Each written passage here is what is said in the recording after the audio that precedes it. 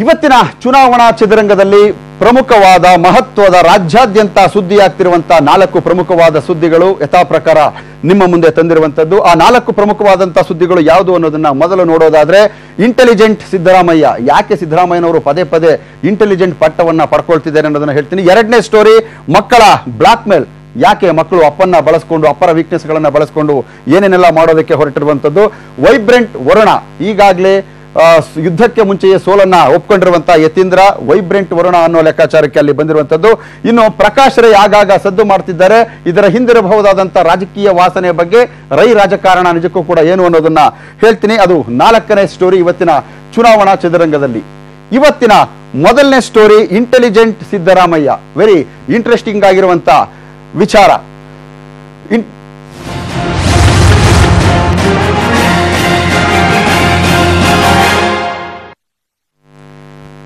ಸಿದ್ದರಾಮಯ್ಯನವರು 2018ರ ವಿಧಾನಸಭಾ ಚುನಾವಣೆಗೆ ಏನೆಲ್ಲ ತನ್ನ ಇಂಟೆಲಿಜೆನ್ಸಿಯನ್ನ, ತನ್ನ ಒಳಗಿರುವಂತಹ ತಂತ್ರಗಾರಿಕೆಯನ್ನ ಬಳಸಬಹುದು, ಅದೆಲ್ಲವನ್ನೂ ಕೂಡ ಸಿದ್ದರಾಮಯ್ಯನವರು ಮಾಡ್ತಿರುವಂತದ್ದು.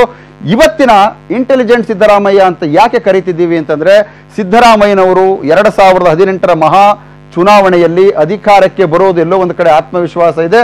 ಹಾಗಾಗಿ ಏನೆಲ್ಲ ತಂತ್ರಗಾರಿಕೆಗಳನ್ನ ಮಾಡಬೇಕು ಅದೆಲ್ಲದಕ್ಕೂ ಕೂಡ ಮುಂದಾಗಿರುವಂತದ್ದು.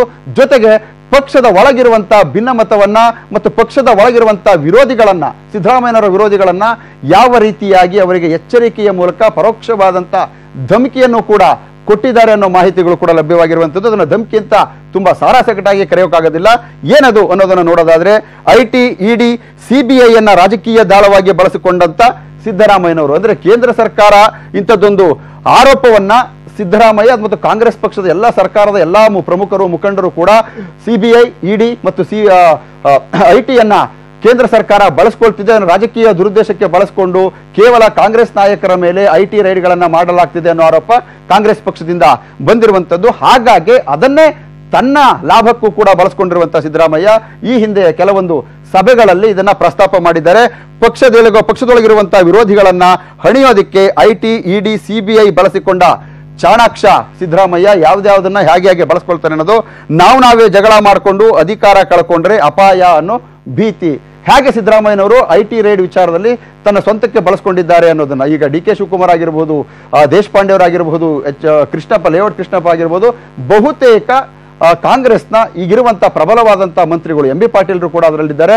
ಎಲ್ಲರ ಮೇಲೂ ಕೂಡ ಐಟಿ ಕಣ್ಣು ಬಿದ್ದಿರೋದು ಸ್ಪಷ್ಟವಾಗಿದೆ. ಹಾಗಾಗಿ ನಾವೇ ಕಿತ್ತಾಡ್ಕೊಂಡು ನಮ್ಮ ಕಾಲನ್ನ ಎಳ್ಕೊಂಡು ಅಧಿಕಾರವನ್ನ ಕಳ್ಕೊಂಡ್ರೆ ಇಡೀ ರಾಜಕೀಯ ಭವಿಷ್ಯವೇ ಸರ್ವನಾಶವಾಗುತ್ತೆ ಎಲ್ಲರದು ಕೂಡ. ನಾನೀಗಾಗಲೇ 5 ವರ್ಷ ಮುಖ್ಯಮಂತ್ರಿಯಾಗಿ ರಾಜಕೀಯವಾಗಿ ಒಂದು ಉಚ್ಛ್ರಾಯ ಸ್ಥಿತಿಗೆ ತಲುಪಿದ್ದೇನೆ. ಒಂದು ವೇಳೆ ನನಗೇನು ಆಗ್ಬೇಕಾದಂತ ಲಾಭಗಳಿಲ್ಲ, ನೀವೇನಾದ್ರೂ ರಾಜಕೀಯ ಒಳಗೊಳಗಡೆ ನನ್ನ ವಿರೋಧವಾಗು ಅಥವಾ ನಿಮ್ಮ ನಡುವೆ ಕಾಲೆಳೆದುಕೊಂಡ್ರೆ ಅದರ ಅಪಾಯ ಖಂಡಿತವಾಗ್ಲೂ ನಿಮ್ಮೆಲ್ಲರನ್ನೂ ಕೂಡ ಕಾಡುತ್ತೆ ಅನ್ನೋದು. ಅಧಿಕಾರ ಉಳಿಸಿಕೊಂಡ್ರೆ ಕೇಂದ್ರಕ್ಕೆ ತಿರುಗೇಟು ಕೊಡಬಹುದು ಅನ್ನೋ ಲೆಕ್ಕಾಚಾರ. ಕೇಂದ್ರ ಏನೇ ಸ್ಟ್ರಾಟಜಿ ಮಾಡಿದ್ರು ಇಲ್ಲಿಯವರೆಗೂ ಕೂಡ ಕೇಂದ್ರದಲ್ಲಿ ಅಧಿಕಾರದಲ್ಲಿ ರಾಜ್ಯದಲ್ಲಿ ಇದ್ದಿದ್ರಿಂದನೇ ಡಿ ಕೆ ಶಿವಕುಮಾರ್ ಆಗಿರ್ಬೋದು, ಎಂ ಬಿ ಪಾಟೀಲ್ ಆಗಿರ್ಬೋದು, ಎಂ ಕೃಷ್ಣಪ್ಪ ಆಗಿರ್ಬೋದು, ಇವರೆಲ್ಲರೂ ಕೂಡ ಉಳ್ಕೊಳ್ತಾ ಇರುವಂತದ್ದು. ರಾಜ್ಯ ಸರ್ಕಾರ ಇಲ್ಲಿದೆ, ಅಧಿಕಾರ ಇದೆ, ಅವರ ಕೈಯಲ್ಲೂ ಕೂಡ ಈಗಾಗಲೇ ಒಂದು ಪರಸ್ಪರ ಅಟಾನಮಸ್ ಬಾಡಿಗಳು ಏನೇನು ಕರಿತೀವಿ ನಾವು, ಅದೆಲ್ಲವೂ ಕೂಡ ಆಯಾ ಸರ್ಕಾರದ ಅಧಿಕಾರಕ್ಕೆ ಬಂದವರ ತಾಳಕ್ಕೆ ತಕ್ಕಂತೆ ಕುಣಿತಾ ಇದ್ದೇವೆ ಅನ್ನೋದು ಅವರವರ ಪಕ್ಷದ ಪರವಾಗಿ ಅವರವರೇ ಆರೋಪಗಳನ್ನ ಮಾಡಿಕೊಳ್ಳುವಂಥದ್ದು. ಸೊ ಅಧಿಕಾರಕ್ಕೆ ಬಂದು ಯಾರೇ ಸಿಎಂ ಆದ್ರೂ ಎಲ್ಲರನ್ನೂ ಸೇಫ್ ಗಾರ್ಡ್ ಮಾಡಬಹುದು ಅನ್ನೋ ಲೆಕ್ಕಾಚಾರ. ಈಗ ಸಿದ್ದರಾಮಯ್ಯನವರು ಕಳೆದ 3-4 ವರ್ಷಗಳಿಂದನೂ ಕೂಡ ಡಿ ಕೆ ಶಿವಕುಮಾರ್ ಅವರನ್ನ ಸೇಫ್ ಗಾರ್ಡ್ ಮಾಡಿರುವಂತ ಹೆಮ್ಮೆ ಸಿದ್ದರಾಮಯ್ಯನವರಿಗಿದೆ. ಅದು ಪಕ್ಷದೊಳಗೂ ಕೂಡ ಮಾತನಾಡ್ತಿದ್ದಾರೆ. ಹಾಗಾಗಿ ನಾವೇ ಕಾಲೆಳ್ಕೊಂಡು ಅಧಿಕಾರವನ್ನ ಕಳ್ಕೊಂಡ್ರೆ ಕೇಂದ್ರ ಸರ್ಕಾರವೇನಾದ್ರೂ ಇಲ್ಲೂ ಬಿಜೆಪಿ ಬಂದು ಕೇಂದ್ರದಲ್ಲೂ ಬಿಜೆಪಿ ಬಂದ್ರೆ ಈಗಿರುವಂತ ನಿಮ್ಮ ಮೇಲಿರುವಂತ ಐಟಿ ಕಣ್ಣು ಖಂಡಿತವಾಗ್ಲೂ ನೀವು ತೂಗುಗತ್ತಿ ನಿಮ್ಮ ಮೇಲಿದೆ. ಆ ತೂಗುಗತ್ತಿ ಪರ್ಮನೆಂಟ್ ನಿಮ್ಮನ್ನ ರಾಜಕೀಯ ಭವಿಷ್ಯದಿಂದ ದೂರ ಮಾಡಬಹುದು. ಹಾಗಾಗಿ ನೀವು ಎಚ್ಚರಿಕೆಯನ್ನ ವಹಿಸಿ ಅನ್ನೋ ಒಂದು ಎಚ್ಚರಿಕೆಯನ್ನ ಸಿದ್ದರಾಮಯ್ಯನವರು ಕೊಟ್ಟಿರುವಂತದ್ದು.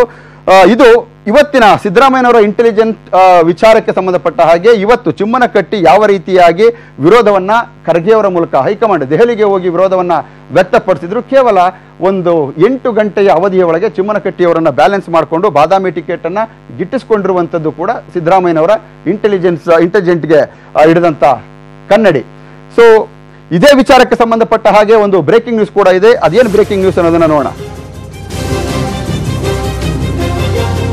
ಸಿದ್ದರಾಮಯ್ಯನವರಿಗೆ ಬಾದಾಮಿ ಕ್ಷೇತ್ರದ ಶಾಸಕ ಚಿಮ್ಮನಕಟ್ಟಿ ಅವರು ಹೇಳಿರುವಂತದ್ದು ಬ್ರೇಕಿಂಗ್ ನ್ಯೂಸ್. ಸಿದ್ದರಾಮಯ್ಯನವರಿಗೆ ಸ್ವಇಚ್ಛೆಯಿಂದ ಕ್ಷೇತ್ರವನ್ನ ಬಿಟ್ಟುಕೊಟ್ಟಿದ್ದೇನೆ. ನಿನ್ನೆಯನ್ನು ಕೂಡ ಕಣ್ಣೀರು ಸುರಿಸಿದಂತ ಚಿಮ್ಮನಕಟ್ಟಿಯವರು ಇವತ್ತು ಬಾದಾಮಿ ಕ್ಷೇತ್ರಕ್ಕೆ ಸ್ವಇಚ್ಛೆಯಿಂದ ನಾನು ಸಿದ್ದರಾಮಯ್ಯನವರನ್ನ ಸ್ವಾಗತ ಮಾಡ್ತಾ ಇದ್ದೇನೆ. ಸಿದ್ದರಾಮಯ್ಯನವರಂತ ನಾಯಕರು ಬಾದಾಮಿಗೆ ಬರೋದು ನಮ್ಮ ಅದೃಷ್ಟ, ನಮ್ಮ ಹೆಮ್ಮೆ ಅಂತೆಲ್ಲವೂ ಕೂಡ ಚಿಮ್ಮನಕಟ್ಟಿ ಅವರು ಇವತ್ತು ಮಾತನಾಡಿರುವಂತದ್ದು. ಚುನಾವಣೆಯಲ್ಲಿ ಗೆಲ್ಲಿಸುವ ಸಂಪೂರ್ಣ ಜವಾಬ್ದಾರಿ ನನ್ನದೇ. ಖಂಡಿತವಾಗ್ಲೂ ಸಿದ್ದರಾಮಯ್ಯನವರು ಇದನ್ನ ಎಷ್ಟರ ಮಟ್ಟಿಗೆ ಗಂಭೀರವಾಗಿ ಪರಿಗಣಿಸ್ತಾರೆ ಗೊತ್ತಿಲ್ಲ. ಬಟ್ ಬಿಜೆಪಿಯಿಂದ ಯಾರೇ ಕಣಕ್ಕಿಳಿಸಿದ್ರು ಕೂಡ ಸಿದ್ದರಾಮಯ್ಯನವರು ಗೆಲ್ಲೋದು ನಿಶ್ಚಿತ ಅಂತ ಚಿಮ್ಮನಕಟ್ಟಿ ಅವರು ಈಗ ಹೇಳಿರುವಂತದ್ದು. ಈಗ ಬಾದಾಮಿಗೆ ಎಚ್.ಎಂ. ರೇವಣ್ಣರನ್ನು ಕೂಡ ಉಸ್ತುವಾರಿ ಮಾಡೋದಕ್ಕೆ ಬಿಟ್ಟಿರುವಂತದ್ದು.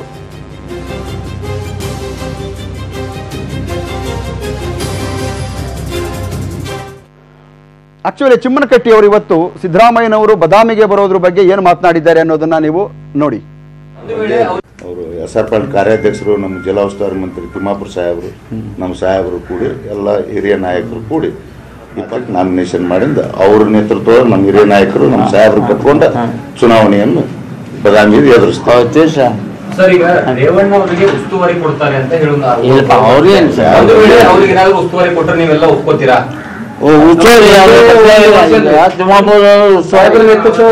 ಜಿಲ್ಲಾ ಮಂತ್ರಿ ಉಸ್ತುವಾರಿ ಅವ್ರಿಗೇನ್ ಸಂಬಂಧ? ಅವರು ತಿಮ್ಮಾಪುರ ಮಾತ್ರ ಸಂಬಂಧ. ಜಿಲ್ಲಾ ಮಂತ್ರಿ ತಿಮ್ಮಾಪುರಿ ಅವ್ರಿಗೆ ಸಂಬಂಧ ಇಲ್ಲಿ. ಅಂದ್ರೆ ಒಂದು ವೇಳೆ ರೇವಣ್ಣ ಬಂದ್ರು ಒಪ್ಕೊಳ್ಳಲ್ಲ ಅಂತ ಐತಿ ನೀವು? ಅವ್ರಿಗೇನ್ ಸಂಬಂಧ ಸಂಬಂಧ ಇಲ್ಲ. ಬಟ್ ಇವಾಗ ಅವ್ರ ಸಂಬಂಧ ಚುನಾವಣಾ ಪ್ರಚಾರಕ್ಕೆ ಎಲ್ಲರೂ ಸಂಬಂಧ ಇಲ್ಲಿ.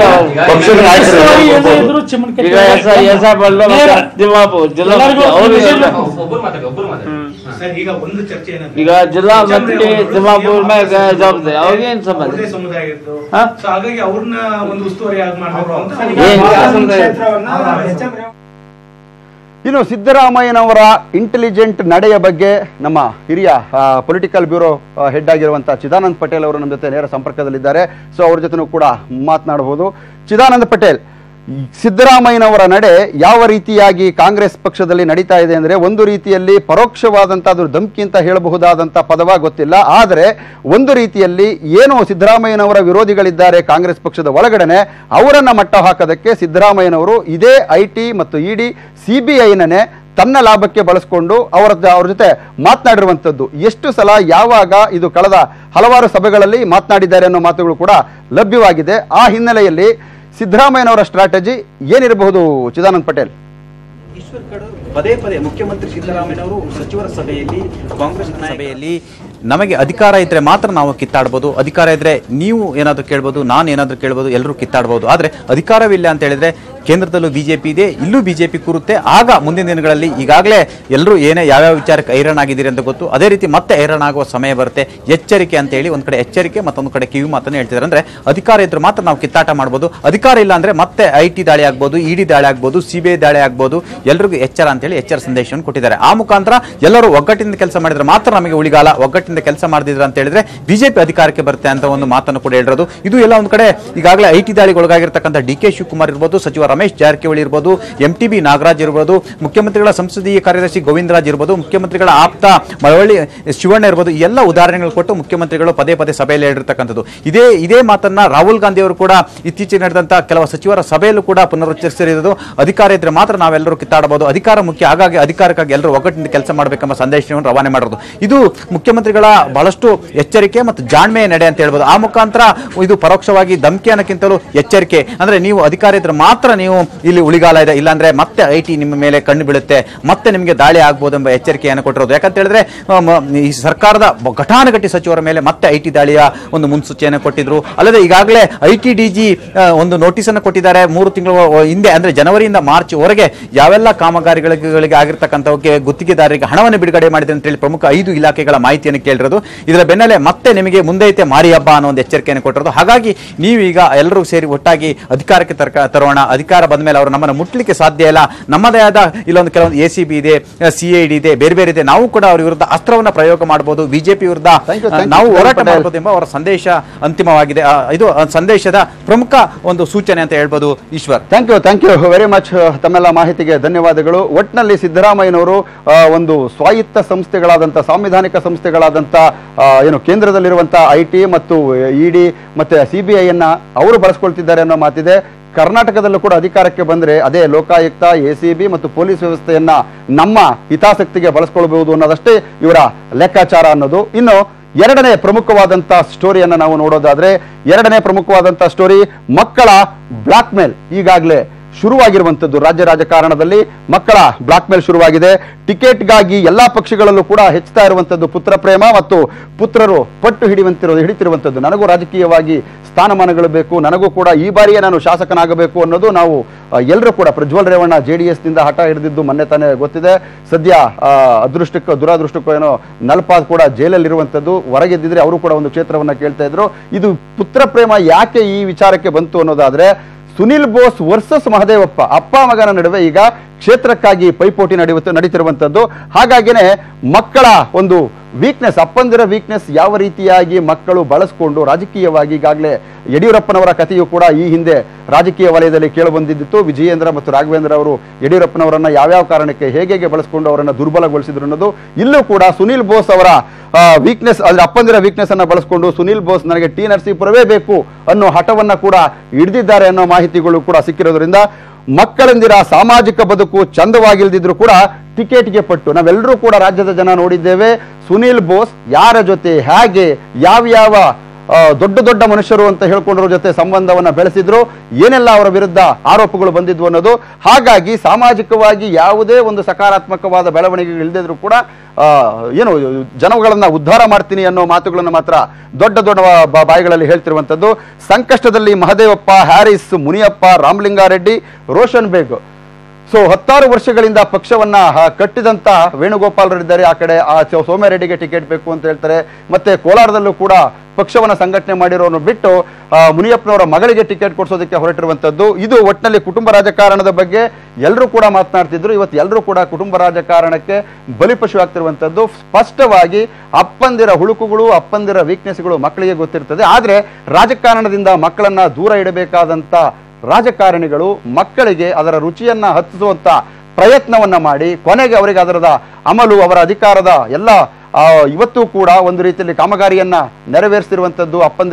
ಅಪ್ಪಂದಿರು ಮಂತ್ರಿ ಮಕ್ಕಳು ಕಾಮಗಾರಿಯನ್ನ ಉದ್ಘಾಟನೆ ಮಾಡಿರುವಂತಹ ಉದಾಹರಣೆಗಳು ಹಲವಾರು ಇದ್ದಾವೆ.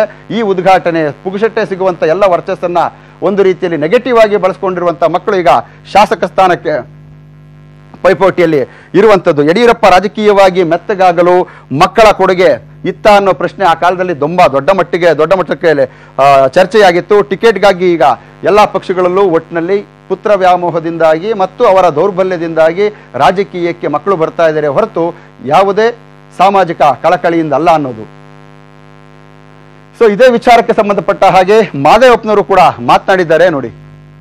ಸರಿ, ಅದನ್ನ ಕಂಟಿನ್ಯೂಸ್ ಭೇಟಿ ಮಾಡ್ತಾ ಇರ್ತೀವಿ. ಅದು ಯಾವ್ದು 3 ಚಾನಲ್ಲು ಹಿಂದೆ ಇಲ್ಲ, ಮುಂದೆ ಇಲ್ಲ, ಸಾಕ್ಷಿ ಇಲ್ಲ, ಆಧಾರ ಇಲ್ಲ.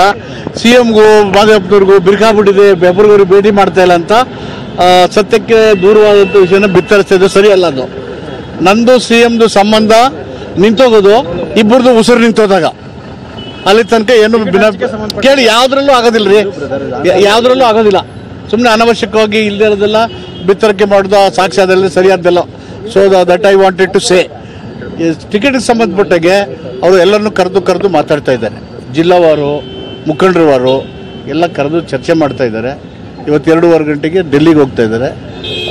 ಸ್ಕ್ರೀನಿಂಗ್ ಕಮಿಟಿ ಮತ್ತು CEC ಕಮಿಟಿ ಭೇಟಿ ಆದಮೇಲೆ ಎಲ್ಲರ ಅಭಿಪ್ರಾಯ ಕ್ರೋಢೀಕರಿಸಿ ಹೈಕಮಾಂಡ್ ತೀರ್ಮಾನ. ಮಾದೇವಪ್ಪ ಅವ್ರು ಕಣಕ್ಕೆ ಇಳಿತಾರಾ ಇಲ್ಲ ಸುನಿಲ್ ಬೋಸ್ ಅವ್ರು ಕಣಕ್ಕೆ ಇಳಿತಾರಾ ಅಂತ ಪಕ್ಷ ಮತ್ತು ಮುಖಂಡರೆಲ್ಲ ನನ್ನೇ ನಿಲ್ಬೇಕು ಅಂತ ಹೇಳ್ತಾ ಇದ್ದಾರೆ. ನಾನು ಹೇಳ್ತಾ ಇದ್ದೀನಿ, ನಮಗೆ ಮುಖ್ಯವಾಗಿ ಪಕ್ಷ ಅಧಿಕಾರಕ್ಕೆ ಬರೋದು ಬಹಳ ಮುಖ್ಯ. ಅದಕ್ಕೆ ಒಟ್ಟಿನಲ್ಲಿ ಮಹದೇವಪ್ಪನವರು CV ರಾಮನಗರಕ್ಕೆ ಬಂದ್ರು, ಮೀಟಿಂಗ್ ಮಾಡಿದ್ರು, ಯಾವುದೇ ಪ್ರಯೋಜನವಾಗಿಲ್ಲ. ಸುನಿಲ್ ಬೋಸ್ ನರಸೀಪುರಕ್ಕೆ ಅಂತ ಹೇಳಿದ್ರು, ಟಿ ನರಸೀಪುರಕ್ಕೆ. ಆದ್ರೆ ಈಗಲೂ ಕೂಡ ಮಹದೇವಪ್ಪನವರಿಗೆ ನರಸೀಪುರದ ಮೇಲೆ ವ್ಯಾಮೋಹ ಹೋಗಿಲ್ಲ. ಬಟ್ ಮಗ ಬಿಡ್ಕೊಡ್ತಾ ಇಲ್ಲ. ಅಪ್ಪನ ವೀಕ್ನೆಸ್ ಅನ್ನ ಬಳಸ್ಕೊಂಡು ಅಲ್ಲಿ ಒಂದು ರೀತಿಯಲ್ಲಿ ಹಠವನ್ನ ತೊಟ್ಟಿದ್ದಾರೆ ಅನ್ನೋದೇ ಹೊರಗೆ ಬರ್ತಿರುವಂತ ಮಾತು. ಒಂದು ವಿರಾಮ ತೆಗೆದುಕೊಂಡು ಬರ್ತೀನಿ. ವಿರಾಮದ ನಂತರ ವೈಬ್ರೆಂಟ್ ವರುಣಾದಲ್ಲಿ ಈಗಾಗಲೇ ಸೋಲನ್ನ ಒಪ್ಕೊಂಡ್ಬಿಟ್ಟಿದಾರ ಯತೀಂದ್ರ ಅನ್ನೋ ಮಾತುಗಳು ಸ್ವತಃ ಯತೀಂದ್ರ ಅವರ ಬಾಯಲ್ಲೇ ಬಂದಿರುವಂತ. ವರುಣಾ ಕ್ಷೇತ್ರದಲ್ಲಿ ಬಹುತೇಕ ವಿಜಯೇಂದ್ರ ವರ್ಸಸ್ ಯತೀಂದ್ರರ ನಡುವಿನ ಜಗಳ ಹೇಗಿದೆ ಅಂತಂದ್ರೆ ತುಂಬಾ ತಾರಕಕ್ಕೇರಿದೆ. ವಿಜಯೇಂದ್ರ ಅವರ ಹೆಸರು ಅನೌನ್ಸ್ ಆಗೋದಕ್ಕಿಂತ ಮೊದಲು ಕೇಳಿ ಬರ್ತಿರುವಂಥದ್ದು ಎರಡನೇ ಮಾತಿಲ್ಲ, ವರುಣಾದಲ್ಲಿ ಯಾರು ಗೆಲ್ತಾರೆ ಅಂತಂದ್ರೆ ಎಲ್ಲರೂ ಒಕ್ಕರ್ನ ಧ್ವನಿಯಲ್ಲಿ ಹೇಳ್ತಾ ಇದ್ರು ಅದು ಯತೀಂದ್ರ ಸಿದ್ದರಾಮಯ್ಯನವರ ಮಗ ಅನ್ನೋದು. ಆದರೆ ಪರಿಸ್ಥಿತಿ ವಿಜಯೇಂದ್ರ ಬಂದ ನಂತರ ಸಂಪೂರ್ಣ ಉಲ್ಟಾ ಆಗಿರುವಂಥದ್ದು. ಸೊ ಇವತ್ತಿನ ಮೂರನೇ ಪ್ರಮುಖವಾದಂಥ ಸ್ಟೋರಿಯಲ್ಲಿ ಬಹುತೇಕ ಅಂದ್ರೆ ಯಾಕೆ ಈ ಪಾಯಿಂಟ್ಸ್ ಅನ್ನ ಹೇಳೋದಕ್ಕಿಂತ ಮೊದಲು ಯತೀಂದ್ರ ಅವರು ನಮ್ಮ ಹಿರಿಯ ವರದಿಗಾರರಾಗಿರುವಂಥ ಪುಟ್ಟಪ್ಪ ಯತೀಂದ್ರ ಜೊತೆ ಒಂದು ಸಂದರ್ಶನವನ್ನ ಮಾಡಿದ್ದಾರೆ. ಆ ಸಂದರ್ಶನವನ್ನ ಮೊದಲು ನೋಡಿದ ನಂತರದಲ್ಲಿ ನಾವು ಚರ್ಚೆಯನ್ನ ಮಾಡಬಹುದು. ಸಂದರ್ಶನವನ್ನು ನೋಡಿ. ಈ ಚುನಾವಣೆಯಲ್ಲಿ ನೀವು ನಿಮ್ಮ ಅಪ್ಪ ಸೋತಾಗೆ, ಈ ಚುನಾವಣೆಯಲ್ಲಿ ನೀವು ಸೋತ್ರೆ ನಿಮ್ಮ ಅಪ್ಪ ಸೋತಾಗೆ, ಈ ಚುನಾವಣೆಯಲ್ಲಿ ನೀವು ಸೋತ್ರೆ ನಿಮ್ಮ ಅಪ್ಪ ಸೋತಾಗೆ. ಯಾರೇ ಆದರೂ ಕೂಡ ಇಂಥದ್ದೊಂದು ಪ್ರಶ್ನೆಯನ್ನ ಯಾವುದೇ ರಾಜಕಾರಣಿಗೆ ಕೇಳಿದ್ರೆ, ಒಂದು ವೇಳೆ ನೀವು ಸೋತ್ರೆ ನಿಮ್ಮ ತಂದೆಯವರು ಸೋತಂಗೆ ಅಂತ ಯಾರಾದರೂ ಕೇಳಿದ್ರೆ ನನಗೆ ಆತ್ಮವಿಶ್ವಾಸವಿದೆ, ನನಗೆ ಸೋಲೋ ಮಾತೇ ಇಲ್ಲ, ನಾನು ಗೆದ್ದೇ ಗೆಲ್ತೀನಿ ಅಂತ ಹೇಳ್ತಾರೆ. ಆದ್ರೆ ಯತೀಂದ್ರ ಅವರು ಏನ್ ಹೇಳಿದ್ರು ಅನ್ನೋದನ್ನ ನೀವೇ ನೋಡಿ. ಈ ಚುನಾವಣೆಯಲ್ಲಿ ನೀವು ಸೋತ್ರೆ ನಿಮ್ಮ ಅಪ್ಪ ಸೋತಾಗೆ. ಯಾಕಾಗೆ? ನಾನೇನು ಹಾಗಾಗಿ ಭಾವಿಸೋದಿಲ್ಲ. ಅವರೇನು ಒಂದು ಸೀಟ್ ಕಳ್ಕೊಳ್ಳೋದ್ರಿಂದ ಪಕ್ಷಕ್ಕೇನು ತೊಂದರೆ ಆಗಲ್ಲ. ಮುಖ್ಯವಾಗಿ ಪಕ್ಷಕ್ಕೆ ಬಹುಮತ ಬರಬೇಕು ರಾಜ್ಯದಲ್ಲಿ, ಅದು ಮುಖ್ಯ. ಹಾಗಾಗಿ ಒಂದೊಂದು ಸೀಟು ಮುಖ್ಯ ಆಗುತ್ತೆ. ಹಾಗಾಗಿ ಈ ಸೀಟ್ನು ಅವರು ಬೇರೆ ಸೀಟ್ಗಳನ್ನ ಹೇಗೆ ಗೆಲ್ಲಿಸ್ಕೊಡೋದಕ್ಕೆ ಪ್ರಯತ್ನ ಪಡ್ತಾರೋ ಅದೇ ರೀತಿ ಪ್ರಯತ್ನ ಪಡ್ತಾರೆ. ಮಗ ಅನ್ನೋದಕ್ಕೋಸ್ಕರ ವಿಶೇಷವಾದ ಕಾಳಜಿ ಏನಿಲ್ಲ. ಕಾಂಗ್ರೆಸ್ನ ಒಳಗೆಯೇ ಸಿದ್ದರಾಮಯ್ಯನವರಿಗೆ ಒಂದಷ್ಟು ವಿರೋಧಿಗಳಿದ್ದಾರೆ, ಇದು ನೀವು ಒಪ್ಕೋತೀರಾ? ಪ್ರಜಾಪ್ರಭುತ್ವ ಆದಮೇಲೆ ಪ್ರತಿಯೊಂದು ಪಕ್ಷದಲ್ಲೂ ಭಿನ್ನಾಭಿಪ್ರಾಯಗಳು, ಡಿಸೆಂಟ್ ಇದ್ದೇ ಇದೆ. ಆ ಡಿಸೆಂಟ್ನ ತಪ್ಪು ಅಂತ ಹೇಳೋಕ್ಕಾಗೋದಿಲ್ಲ, ಅದನ್ನ ಶತ್ರುತ್ವ ಅಂತಲೂ ಕರೆಯೋದಕ್ಕಾಗೋದಿಲ್ಲ. ಅದು ನಡೀತಿರುತ್ತೆ, ಅದನ್ನೆಲ್ಲ ಎದುರಿಸಬೇಕಾದದ್ದು ಅನಿವಾರ್ಯ. ಸೊ ಇದು ಒಂದು ರೀತಿಯಲ್ಲಿ ಯಾರೇ ವ್ಯಕ್ತಿ ಒಂದು ಸೀಟು ಕಳ್ಕೊಳೋದ್ರಿಂದ ಪಕ್ಷಕ್ಕೆ ಲಾಭವೇನೂ ಆಗೋದಿಲ್ಲ, ಪಕ್ಷ ಅಧಿಕಾರಕ್ಕೆ ಬರೋದು ಮುಖ್ಯ ಅನ್ನೋದನ್ನ ಯತೀಂದ್ರ ಅವರು ಹೇಳೋದ್ರ ಹಿಂದೆ ಎಲ್ಲೋ ಒಂದು ಕಡೆ ವಿಜಯೇಂದ್ರ ವರುಣಾ ಕ್ಷೇತ್ರಕ್ಕೆ ಅಖಾಡಕ್ಕೆ ಎಂಟ್ರಿ ಕೊಟ್ಟ ನಂತರದಲ್ಲಿ ತಂತ್ರಗಾರಿಕೆ ತಿಳಿಯದ ಮಗನನ್ನ ಈಗ ಅಖಾಡಕ್ಕೆ ಇಳಿಸಿ ಪರಿತಪಿಸ್ತಿರೋ ಅಪ್ಪ ಅನ್ನೋ ಲೆಕ್ಕಾಚಾರದಲ್ಲಿ ಶುರುವಾಗಿರುವಂಥದ್ದು. ನನಗೆ ತಂತ್ರಗಾರಿಕೆ ಬರೋದಿಲ್ಲ, ಒಂದು ವೇಳೆ ನಾನು ಸೋತ್ರು ಕೂಡ ಅದು ಅಪ್ಪನ ಸೋಲಲ್ಲ ಅಂತ ಯಾರೂ ಕೂಡ ರಾಜಕಾರಣದಲ್ಲಿ ಹೇಳೋದಿಲ್ಲ. ಹಾಗಾಗಿ ಮಗನ ಇದು ಇನ್ನೋಸೆನ್ಸ್ ಅಂತ ಹೇಳಬೇಕಾ ಅಥವಾ ನಿಜವಾಗ್ಲೂ ವಿಜಯೇಂದ್ರರ ಅಬ್ಬರಕ್ಕೆ ಯತೀಂದ್ರ ಹೆದರಿದ್ದಾರಾ ಅನ್ನೋದೆಲ್ಲವೂ ಕೂಡ ಲೆಕ್ಕವಾಗುತ್ತದೆ.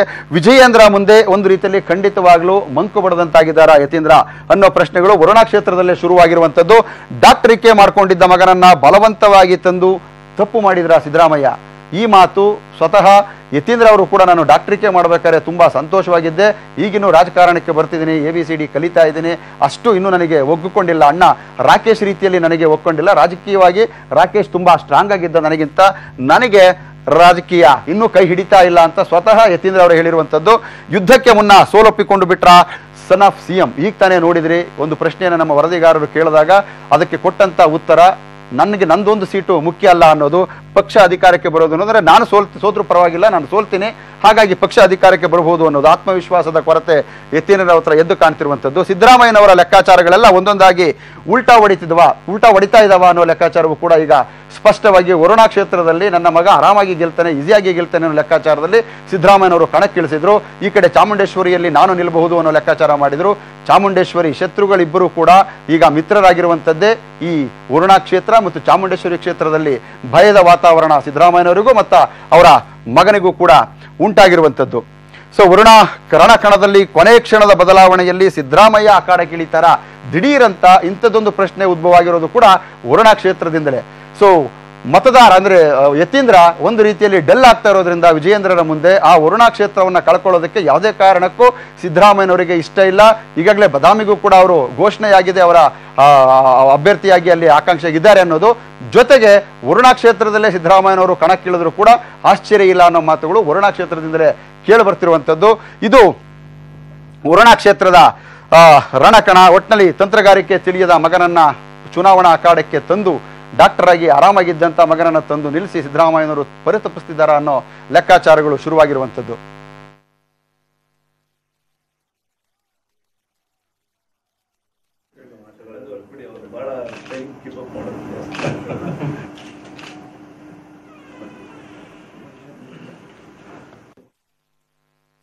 ಸೊ ಸ್ಪಷ್ಟವಾಗಿ ವಿಜಯೇಂದ್ರ ಎಂಟ್ರಿ ಕೊಡ್ತಿದ್ದಂಕ್ಲೇನೆ ಶುರು ಮಾಡಿದ್ರು ಒಂದು ರೀತಿಯಲ್ಲಿ ರೇವಣಸಿದ್ದಯ್ಯನವ್ರನ್ನ ಪಕ್ಷಕ್ಕೆ ಸೆಳೆಯೋದ್ರಲ್ಲಿ, ಮತ್ತೆ ಫುಲ್ಲು ಸರ್ಕಲನ್ನು ತಿರುಗಾಡೋದ್ರಲ್ಲಿ, ಸೊತ್ತೂರು ಸ್ವಾಮೀಜಿಗಳನ್ನು ಭೇಟಿಯಾಗೋದ್ರಲ್ಲಿ, ಶ್ರೀನಿವಾಸ್ ಪ್ರಸಾದರನ್ನು ಭೇಟಿಯಾಗೋದ್ರಲ್ಲಿ ತಂತ್ರಗಾರಿಕೆಗೆ ಮುಂದಾಗಿದ್ದು ಈಗ ವರುಣಾ ಕ್ಷೇತ್ರದಲ್ಲಿ ಎಡೆ ಡವ ಅನ್ನೋದಕ್ಕೆ ಶುರುವಾಗಿರುವಂಥದ್ದು. ಇದು ಪ್ರಮುಖವಾದಂಥ 3 ಸುದ್ದಿಗಳಲ್ಲಿ ಇನ್ನು ಕೊನೆಯ ಸುದ್ದಿ ರೈ ರಾಜಕೀಯ. ಪ್ರಕಾಶ್ ರೈ ಇತ್ತೀಚೆಗೆ ದೇಶದಾದ್ಯಂತ ಸುದ್ದಿ ಆಗ್ತಿದ್ದಾರೆ. ಅದು ಒಂದು ರೀತಿಯಲ್ಲಿ ರಾಂಗ್ ರೀಸನ್ನ, ರೈಟ್ ರೀಸನ್ನ, ಲೆಫ್ಟ್ ರೀಸನ್ನ ಅನ್ನೋದು ಕೂಡ ಗೊತ್ತಿಲ್ಲ. ಬಟ್ ಸುದ್ದಿ ಆಗ್ತಿರೋದಂತೂ ಸತ್ಯ. ಅದು ಮೋದಿಯವರನ್ನ ವಾಚಾಮಗೋಚರವಾಗಿ ವಾಗ್ದಾಳಿ ಮಾಡೋದ್ರ ಮೂಲಕ ಬಿಜೆಪಿ RSS ಅಜೆಂಡಾವನ್ನ ಪದೇ ಪದೇ ಒಂದೊಂದು ರೀತಿಯಲ್ಲಿ ಪ್ರಶ್ನೆ ಮಾಡೋದ್ರ ಮೂಲಕ ಸುದ್ದಿ ಆಗ್ತಿರುವಂಥದ್ದು. ಪ್ರಕಾಶ್ ರೈ ಪದೇ ಪದೇ ರಾಜಕಾರಣಿಯಂತೆ ಹೇಳಿಕೆ ಕೊಡ್ತಿರೋದು ಯಾಕೆ ಅನ್ನೋದು ಗೊತ್ತಾಗುತ್ತೆ. ಬಿಜೆಪಿ ವಿರುದ್ಧ ಕತ್ತಿ ಮಸೀತಿರೋ ರೈ ನಿಜವಾಗ್ಲೂ ರಾಜಕೀಯ ನಿಲುವೇನು ಅನ್ನೋದು ಕೂಡ ಲೆಕ್ಕಾಚಾರ ಹಾಕ್ತಿರುವಂಥದ್ದು. ನಾನು ಯಾವ ಪಕ್ಷದ ಪರವೂ ಅಲ್ಲ ಅನ್ನೋದು ರೈ ಸೋಗಲಾಡಿತನವ, ಇದು ಕೂಡ ಇವತ್ತು ಚರ್ಚೆಯಲ್ಲಿ ಇರುವಂಥದ್ದು. ಹೋದಲೆಲ್ಲ ಬಿಜೆಪಿ ವಿರುದ್ಧ ಮಾತಾಡಿ ಕಾಂಗ್ರೆಸ್ ಪರ ಪ್ರಕಾಶ್ ಕ್ಯಾಂಪೇನ್ ಮಾಡ್ತಿದ್ದಾರಾ ಅನ್ನೋ ಅನುಮಾನಗಳು ಕೂಡ ಸೃಷ್ಟಿಯಾಗಿರುವಂಥದ್ದು. ಪ್ರಕಾಶ್ ರೈಗೆ ಕಾಂಗ್ರೆಸ್ ಕಾಮಧೇನು ಆಗಿದೆ ಅಂತಿದ್ದಾರೆ ವಿರೋಧಿಗಳು. ಕಾಂಗ್ರೆಸ್ ಪಕ್ಷ ಅವರನ್ನ ಮುಂದೆ ರಾಜಕೀಯವಾಗಿ ಅವರಿಗೊಂದು ಅಸ್ತಿತ್ವವನ್ನು ಕಲ್ಪಿಸಿಕೊಡ್ತಾರೆ. ಹಾಗಾಗಿ ಪ್ರಕಾಶ್ ರೈ ಹೀಗೆ ಮಾತನಾಡ್ತಿದ್ದಾರೆ ಅಂತ. ಪ್ರಕಾಶ್ ರೈ ಏನ್ ಮಾತನಾಡಿದ್ದಾರೆ ಅನ್ನೋದನ್ನು ಸಲ ನೋಡಿ. ಮಿಸ್ಟರ್ ಅನಂತಕುಮಾರ್ ಹೆಗಡೆ ಅವರೇ, ನೀವು ಹೇಗೆ ಅಪ್ಪ ಅಮ್ಮಂದ್ರ ಚಾರಿತ್ರ್ಯದ ಬಗ್ಗೆ ಮಾತಾಡಬಹುದು, ಯಾಕೆ ಮಾತಾಡಿದ್ರಿ ಅಂತ ಕೇಳ್ತಿದ್ದೀನಿ. ಮೊದಲು ಉತ್ತರ ಕೊಡಿ, ಪ್ರೂವ್ ಮಾಡಿ. ಅದನ್ನ ಬಿಟ್ಟು ಹಿಂದೂ ವಿರೋಧ ಅಂದ್ರೆ ಏನಂದ್ರೆ ಇನ್ನೊಂದು ಹೇಳ್ಬಿಡೋದು. ಯಾಕೆ ಗೋಮೂತ್ರ ಸಿಂಪಡಿಸಿದ್ರಿ ಹೇಳಿ, ಹೇಗೆ ನಾನು ನಿಮ್ಮನ್ನ ಅಪವಿತ್ರ ಮಾಡಿದೆ ಹೇಳಿ. ಹಾಗಾದ್ರೆ ಗೋಮೂತ್ರದಿಂದ ಎಲ್ಲ ಪವಿತ್ರವಾಗೋದ್ರೆ ನೀವು ದಿನ ಬೆಳಿಗ್ಗೆ ಬಂದು ರಾತ್ರಿ ಮಲಗೋಕ್ ಮುಂಚೆ ಒಂದು ಗ್ಲಾಸ್ ಗೋಮೂತ್ರ ಕುಡಿತೀರಾ ಅಂತ ಕೇಳ್ತೀನಿ. ನಿಮ್ ಬಟ್ಟೆ ಗೋಮೂತ್ರದಲ್ಲಿ ಒಗಿತೀರಾ ಅಂತ ಕೇಳ್ತೀನಿ ನಾನು. ಅಷ್ಟು ಪವಿತ್ರ ಆದ್ರೆ ಅದು ಅಲ್ವೇ? ಅದಾಗಬೇಕೇ ಹೊರತು ನೀವು ಉತ್ತರ ಕೊಟ್ಟು ಹಿಂದೂ ವಿರೋಧ ತಪ್ಪಿಸ್ಕೊಂಡು ಹೋದ್ರೆ ಬನ್ನಿ ಎದುರುಗಡೆ ಸ್ವಾಮಿ, ಧೈರ್ಯ ಇದ್ರೆ ಬನ್ನಿ.